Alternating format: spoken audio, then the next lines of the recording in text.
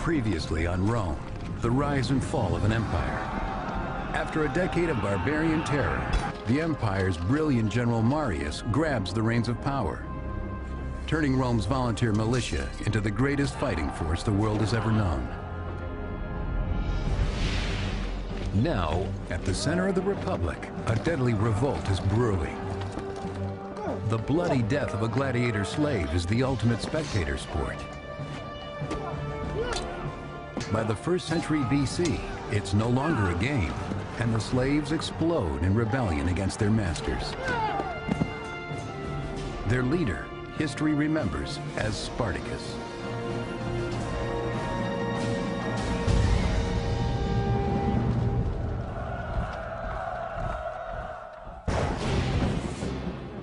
Rome's powerful army and philosophy of conquest have enriched the Republican territory, treasure, and slaves. Captured on the battlefield or in conquered towns, the slaves become a commodity. Slaves were people, and the Romans knew it, but they pretended that slaves weren't people, that they were tools with limbs and arms and voices. Between the 3rd and the 1st centuries BC, the Roman Republic expands from central and southern Italy to encompass almost all the Mediterranean. And so the slave markets fill, and eager buyers pick over the merchandise. If 30% of the population of the Italian peninsula was enslaved in the 1st century BC, that would be roughly equivalent with the number of slaves that there were in the American South on a per capita basis, where it's true that probably 35% of the population was enslaved in, say, the 1850s. Slaves could be born into slavery. They could be sold into slavery from foreign countries. Slaves could be captured in war. So there was a great variety of both of the ways that people got to be slaves, and also a great variety in the way that people lived as slaves. 1st century Roman landowner Columella gives buying advice. My first warning is not to appoint a farm manager from the kind of slaves who please with their bodies. Rather, you must select a man who from childhood has been made hard by field work and who has been proven by experience.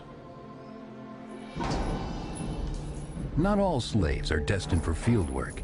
The strongest are reserved for sport, to train for the arena as gladiators. These gladiators were very much professionals. They had professional trainers called lanistae who would prod them on just the way a football coach prods on his men, his team, to perform at their very best. They're rented out for people to put into shows, or they're sold to the person who's going to put on the show. They tend to be regarded in this way as being the lowest of the low, people whose bodies are at the disposal of others. Gladiators could be either the top professional fighters in the most expensive entertainment of the time, or they could sometimes be condemned criminals forced to fight. Like championship boxers today, they would train really hard in a very dangerous sport, and then they would only fight a couple of times a year, because they were, of course, very expensive. Most of the gladiators' names will be lost to history, but posterity will record the feats of 2 of these men. One named Crixus, and the other Spartacus, a man born to lead. Spartacus was a foreigner. He wasn't a Roman, but he had served in the Roman army. But then something happened. We don't know whether he deserted, that's what some people say, or whether he was thrown out. Some stories are that he then became a very successful bandit on the highways. But eventually he was captured and forced to become a gladiator by the Roman authorities. Whether against his will, we can't say, but most likely he hated it. 2nd century biographer Plutarch. Spartacus not only possessed great spirit and bodily strength, but he was more intelligent and nobler than his fate.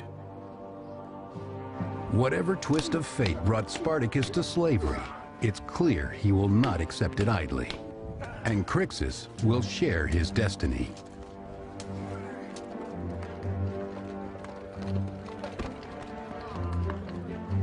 Few gladiators live to retire.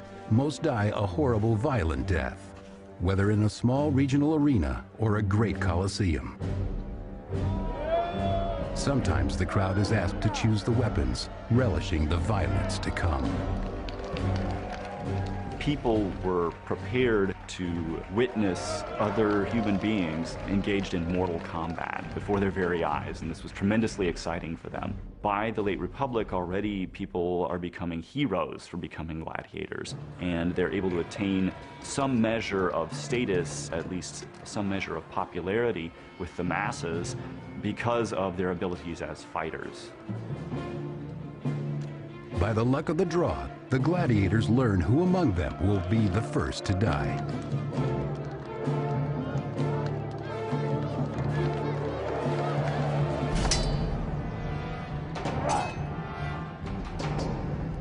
To add spice to the fight, gladiators usually are unmatched in terms of weapons and fighting styles. Whatever style they fight, their inadequate armor can't protect their lives. They had trained for months, years, so they could use their particular weapons, having to get so close that they could see the spittle in their opponent's mouth, or they hoped the fear in his eyes. And the smell of blood would have been overwhelming. This was an excitement to the crowd. It was a sign to the gladiators that their very life was at stake.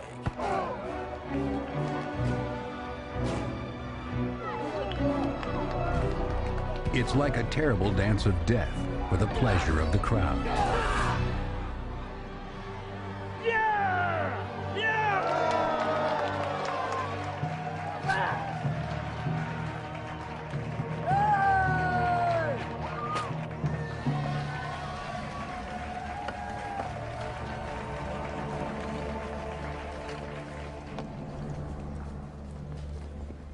But in 73 BC, at the Ludus, or gladiator school, a group of trainees grows tired of taking orders from the Roman guards.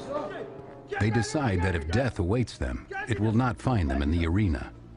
Abused and angry, they conspire to put their lives and their training on the line to change their fates.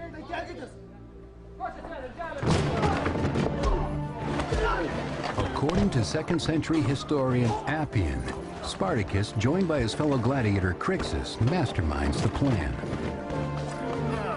He persuaded about 70 of the enslaved men to risk a break for freedom, rather than to allow themselves to be put on display for the entertainment of others. Spartacus became a great gladiator, but there was a fire burning inside him. Fire, I guess, resenting the loss of his freedom, fire desiring justice. And so Spartacus organized his fellow slave gladiators to break out and seek their freedom.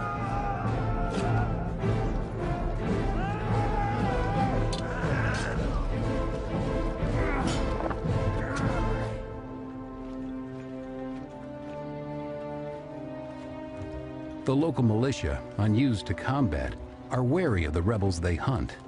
They've seen them in the arena. They know the kind of men they're facing.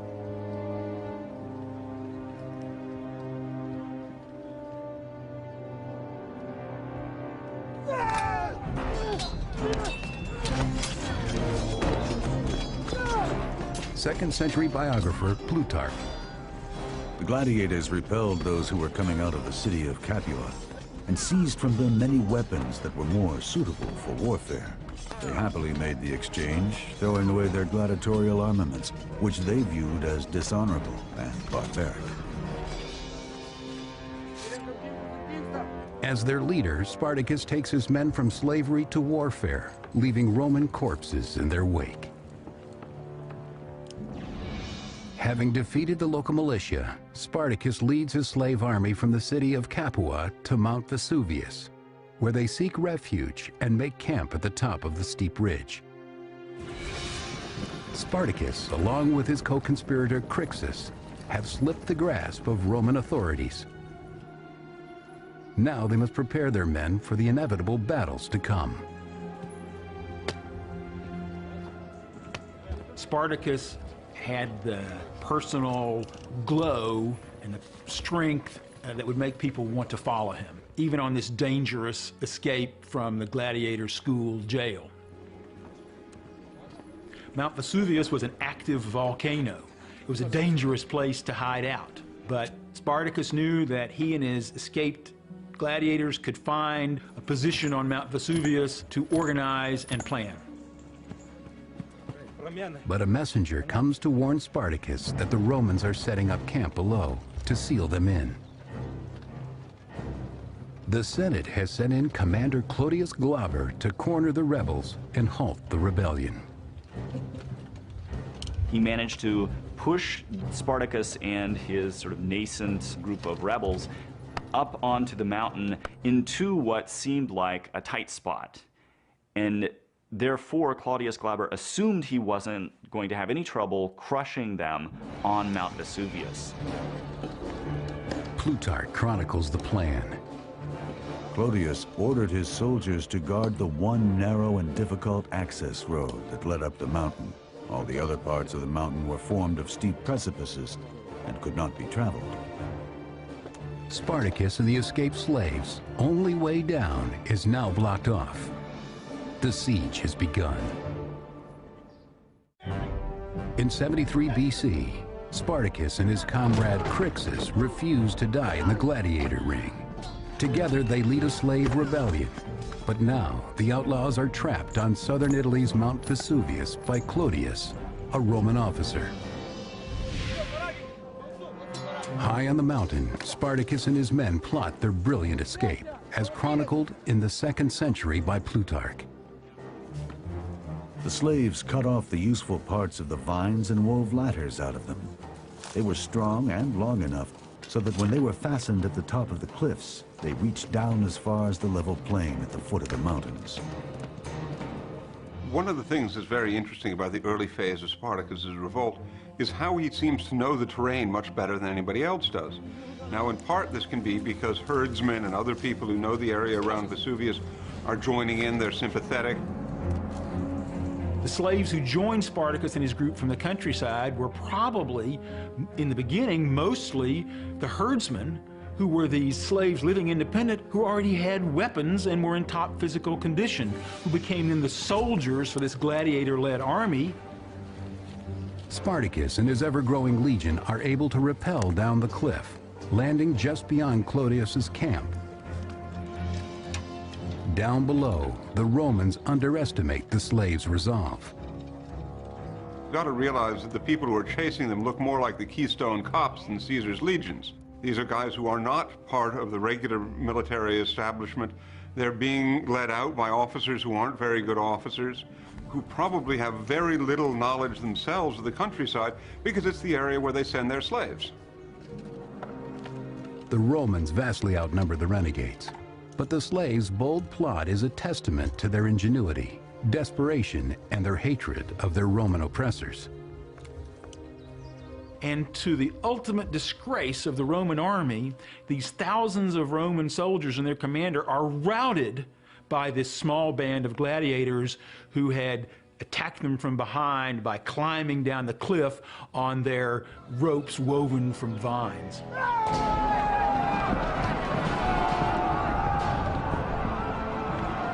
With this success, the movement grows, according to historian Appian. Many fugitive slaves and even some free men from the surrounding countryside came to this place to join Spartacus. They began to stage bandit raids on nearby settlements. Since Spartacus divided the profits of his raiding into equal shares, he soon attracted a very large number of followers. The one group that Spartacus did not accept into his rebel band were deserters from the Roman army, which may seem odd, and yet it makes perfectly good sense. These people were precisely the ones who had chickened out.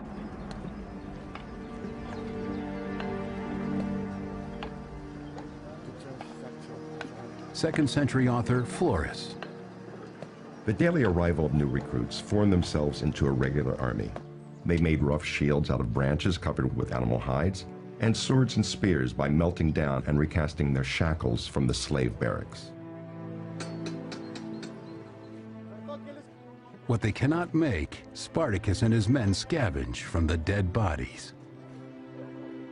The amazing thing about the Spartacus revolt is that the slaves who are trained as gladiators very quickly retool themselves as soldiers, which doesn't mean they fight in precisely the same way that the Roman army does, but Spartacus himself, some sources say, had been a soldier. Throughout 73 BC, the rebels continue south, gaining in numbers and leaving Roman soldiers in defeat.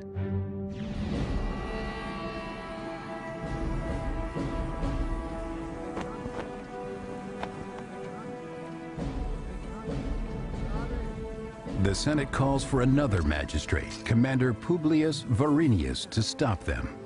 A keen horseman, Varinius brings his bastallion with him, as well as the traditional Roman symbol of power called the fasces, a bundle of wooden rods surrounding an axe. This symbolized the magistrate's power to use force to enforce order. Sticks to beat civilians or soldiers, the axe for capital punishment. The axe was only put into the fasces when the commander is outside of Rome, because on military campaign, the commander has martial law power over his troops. But symbols seem to be of little use to Varinius against a slave army.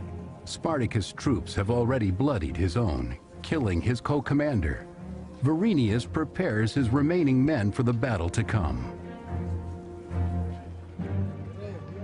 Spartacus, familiar with Roman strategy, stays one step ahead, according to the historian Sallust.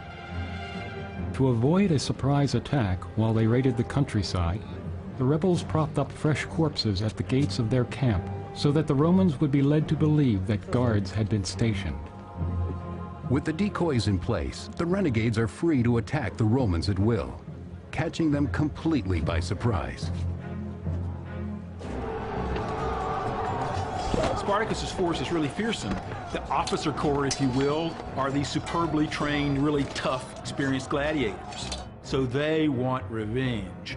This army wants freedom, but they also want to show their Roman masters that they are men, not just tools.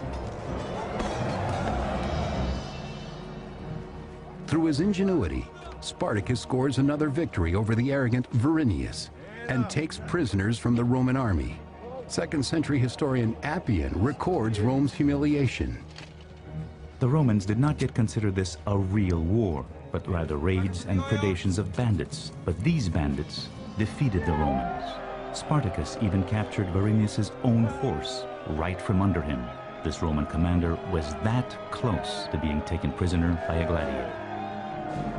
The victory is all the sweeter when Spartacus steals the fasces, the ultimate symbol of Roman power.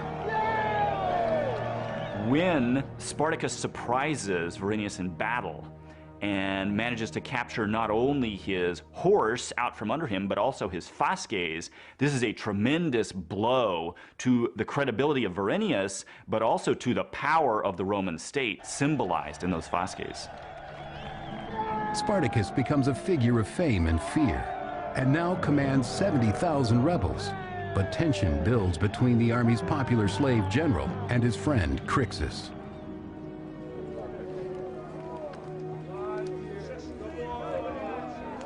So Spartacus was showing the Romans, I'm as good as a Roman. I, Spartacus, I fought in the Roman army. I have the same understanding of freedom. I have the same understanding of the value of life and death for every man, slave or free. But Crixus becomes consumed with his desire for revenge. He shows the captured Roman soldiers no mercy, writes 5th century historian Orosius. They staged gladiatorial games, using prisoners they had taken.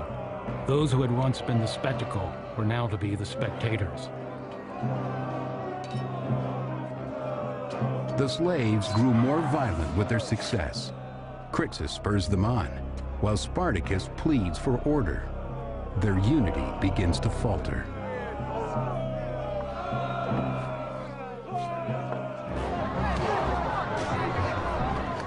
Then Crixus makes his move, unleashing the slaves' fury against defenseless Roman civilians. Historian Sallust describes what happens. The fugitive slaves immediately began to rape young girls and married women, killing those who tried to resist. Spartacus himself was powerless to stop them, even though he repeatedly begged them to stop.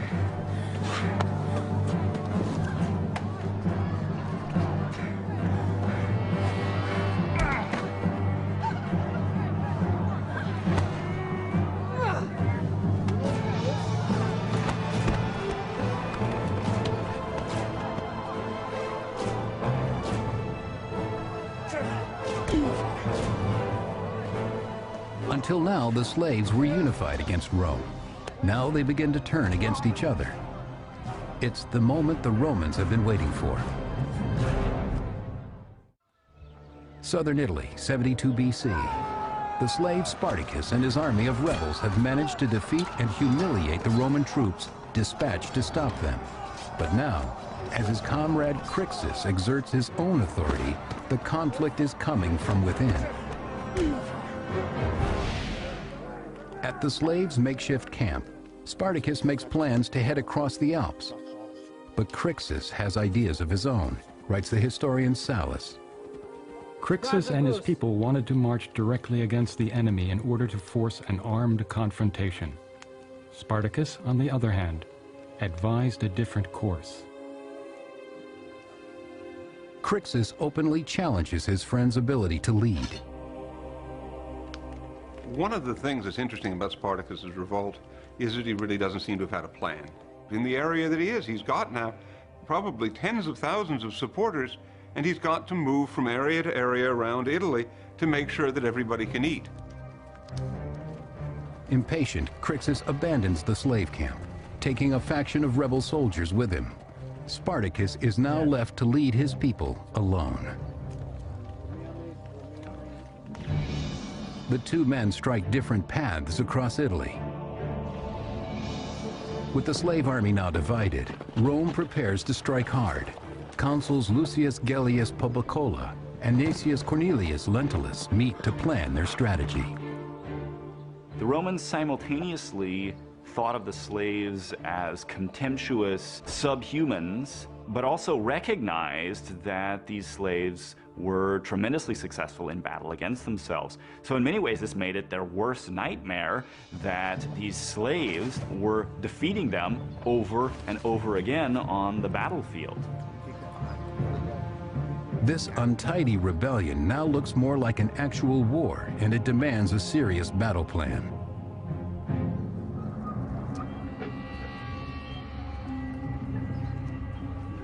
Every village Spartacus enters could hold a trap or an ambush, or sometimes, according to Sallust, a friend.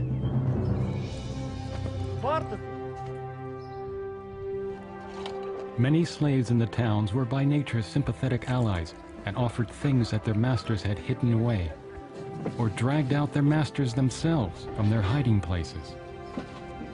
These nobles are given as prizes to the army, to further humiliate the Republic's aristocracy.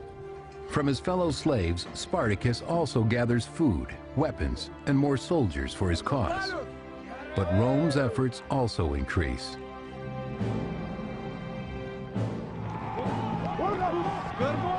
In the Garganus Mountains of Italy's east coast, Crixus and his faction are hunted down by Roman commander Gellius's troops. The writer Plutarch records it.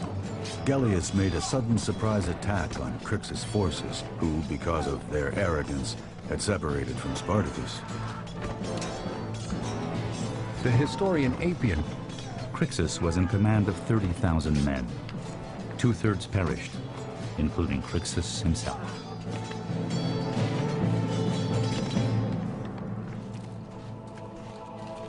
The Roman army scores its first major victory against the rebels, but the mastermind is still on the loose. The Romans don't linger on the killing field before heading out to crush Spartacus. Orchestrating a pincer movement, Roman commanders Gellius and Lentulus camp on either side of the mountain pass, waiting for their prey.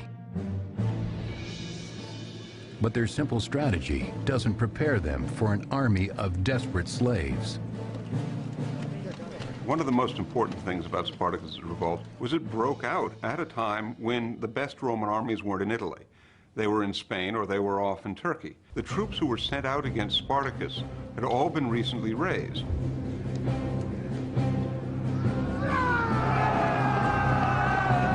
The historian Appian. Spartacus turned on them one after the other and defeated each Roman army in turn. The Romans were forced to flee from the field of battle in great confusion and uproar.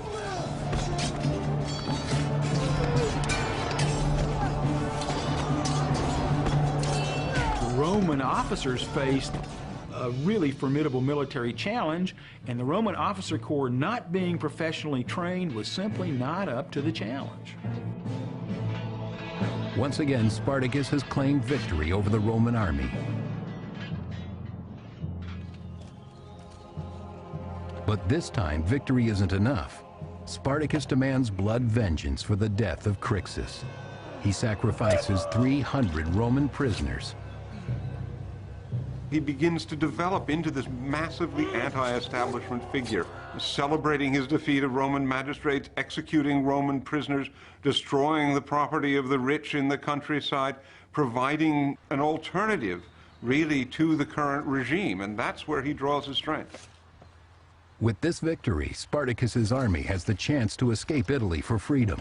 But instead, the men choose to remain in the empire they so despise. It's not entirely clear why Spartacus's forces turned back from the north of Italy. They had enjoyed success to the point that they were sort of drunk with it, and they wanted to go on. And rather than leave, go home, settle back down to whatever life it was that they had enjoyed before their captivity, they wanted to continue to fight. His forces make their way south to the city of Thurii, where they set up a base of operations. In the third year of the slave rebellion, Rome finds itself helpless. The Senate calls upon Marcus Licinius Crassus, a wealthy nobleman who loves glory almost as much as he loves money.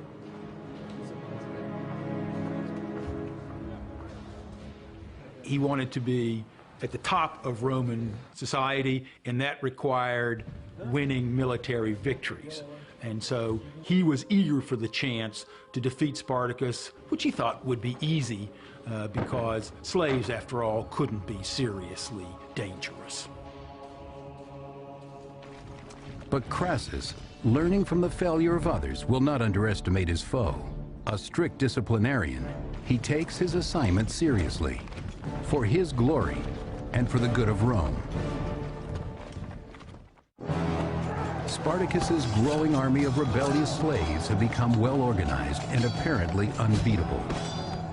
Now Marcus Licinius Crassus has devoted himself and his considerable forces to their destruction.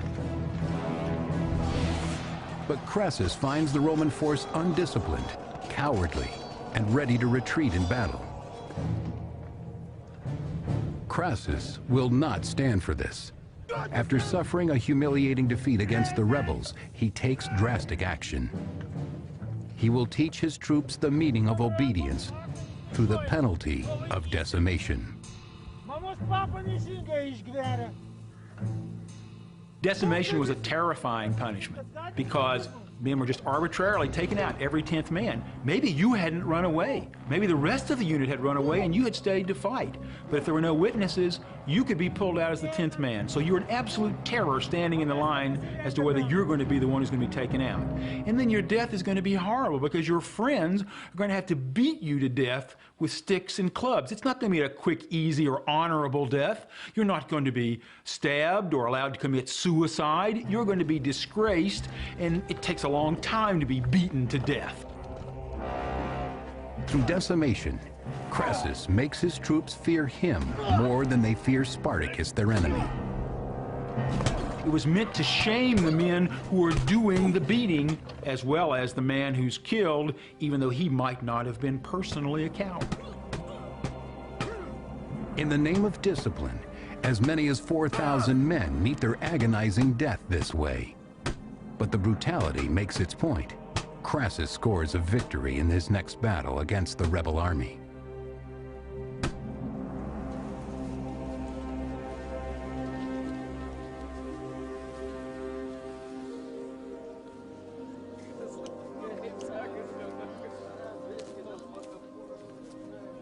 Unlike Spartacus's earlier opponents, Crassus was a really experienced soldier.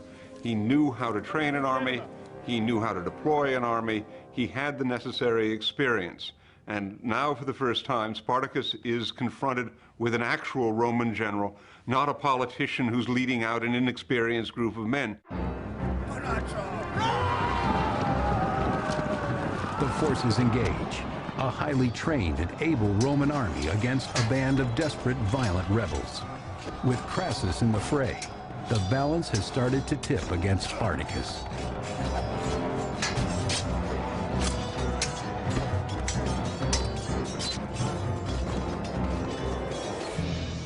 Pursued by Crassus's army, the renegade slaves flee to the south, but Spartacus has already planned his next move. Pirates control the waters around Italy. Like Spartacus, they live in defiance of Roman law, or any law. They answer only to gold, and they traffic in slaves. Spartacus sends messengers to negotiate with them. Spartacus tried everything to get his men out of Italy to safety. Finally, in desperation, he made a deal with the devil, with the Cilician pirates. Cilicia is a part of what is today Turkey. And they were famous, these pirates were, for attacking shipping, but they were also famous as the biggest slavers in the Mediterranean. Cilician pirates made lots of money by capturing and selling slaves. So Spartacus had to know that when he made a deal with the Cilician pirates to bring their ships to Italy and evacuate his men, that there was a real danger that the Cilician pirates would simply sell his men back into slavery.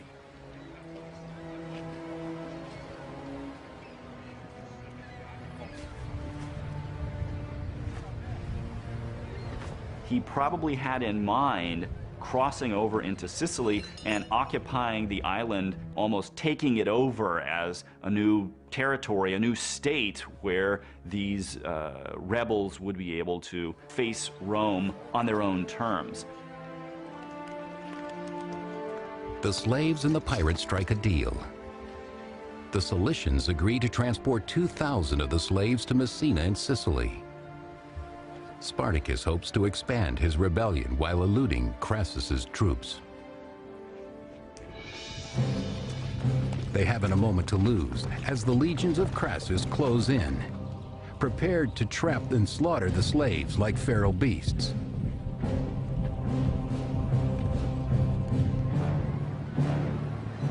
Ahead of the Romans, Spartacus and his horde arrive at the tip of Italy and find no ships. The pirates have betrayed them, and the Romans are closing in. Now Spartacus has to try to fight his way out of Italy against an army that's been restored to discipline by Crassus, that's there in force, and that will finally be able to display the tactics and the discipline that made a Roman army so formidable.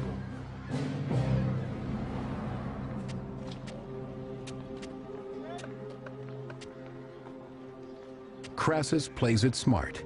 He knows the strength of Spartacus's forces. He also knows time is on his side. He'll starve the rebels out by walling them in, writes Plutarch. This great and difficult work he perfected in a space of time short beyond all expectation, making a ditch from one sea to the other, over the neck of the land, and above it built a wonderful high and strong wall.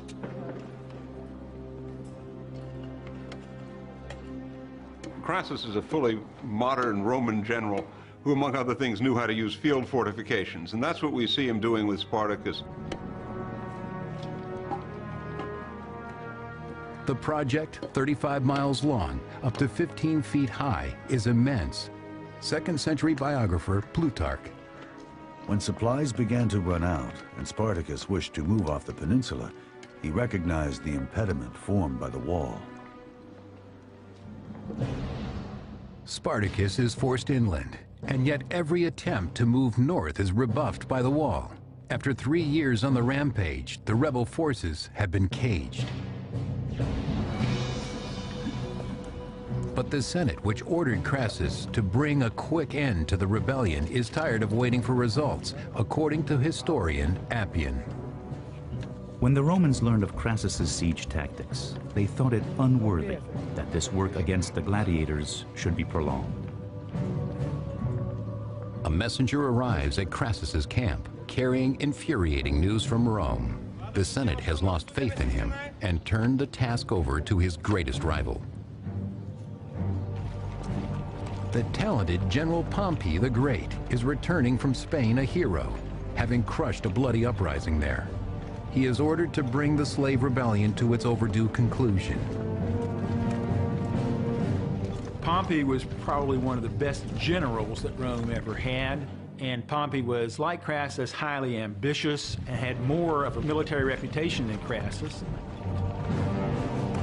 He has an enormous knack for the theatrical. He has a way of projecting his image around the Roman world. He has a sense of PR that, quite frankly, other politicians of his time don't have. Now he's off to vanquish Spartacus and rob Crassus of glory. But not if Crassus can beat him to it. They are two dogs after the same fox. 71 BC, abandoned by the pirates in Lower Italy, the survivors of the Spartacus slave revolt find themselves walled in by General Crassus's troops. And now comes the great General Pompey, a new threat to Crassus's honor and Spartacus's life.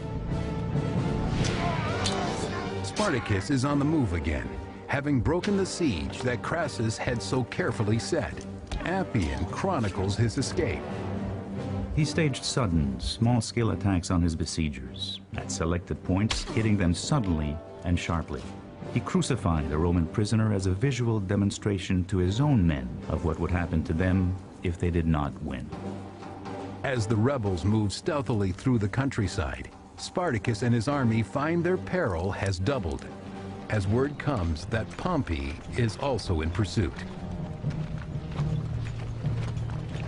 Pompey had already developed something of a reputation for being a cleanup guy.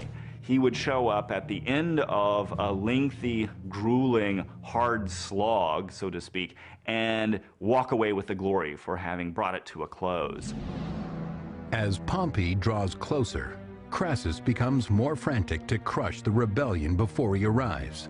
Spartacus, hemmed in against the coming onslaught, sends a messenger to Crassus offering a truce.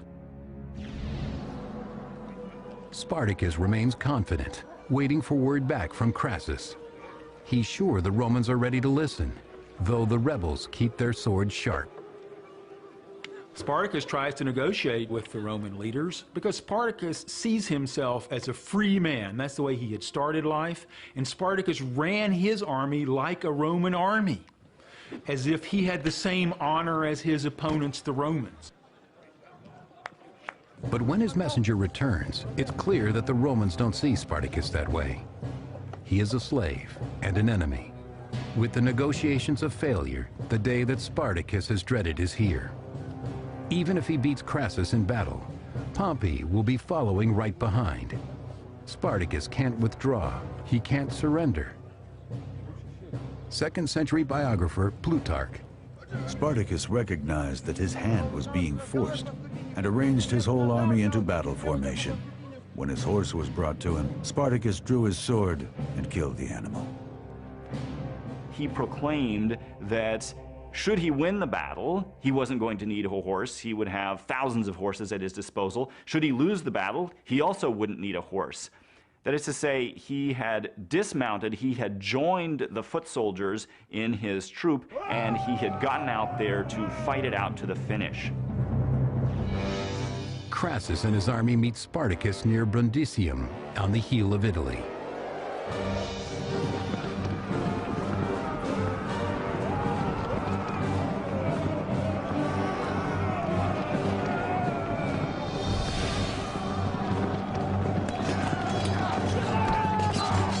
And so the battle begins. 3 years of revolt have led up to this one decisive match between Crassus and Spartacus, the largest confrontation between two strong armies.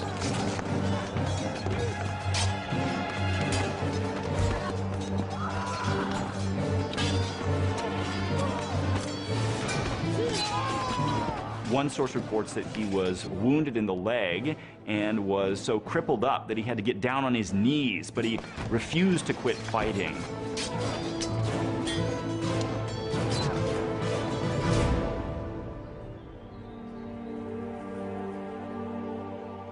According to historian Appian, the killing was on such a scale that it was not possible to count the dead.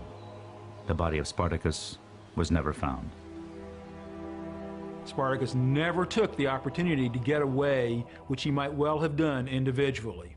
So Spartacus was a man who showed that he had a sense of honor at least as deep and as sincere as that of any Roman who'd never been a slave.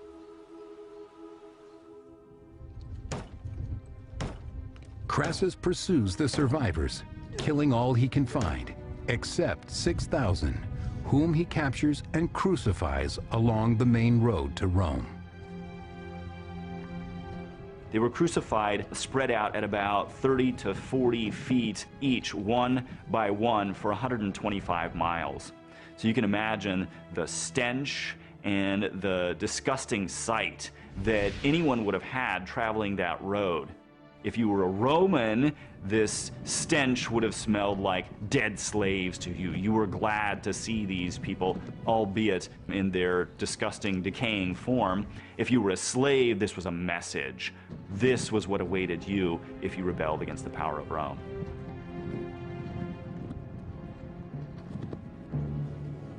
Crassus vanquishes the slave rebellion, though some of the rebels are lucky enough to dodge the slaughter, until Pompey, true to form, has the last laugh. Pompey managed to show up just in time to chase down the 5,000 or so gladiators who managed to escape this combat, this big battle, and he captured or killed the remaining ones. Then, according to Plutarch, Pompey makes sure he receives all the credit. Pompey then wrote to the Senate that although Crassus had defeated the gladiators in battle, Pompey had extinguished the war to its very roots. Pompey's career is very interesting. In fact, Pompey at one point was accused of being a vulture. He was feeding upon other people's roadkill. The Romans rush to put this ugly slave rebellion behind them. When it's over, Pompey receives a triumph, the highest Roman honor, for his work fighting enemies in Spain. Crassus receives merely a minor commendation for his efforts against the common slaves who terrorized Italy.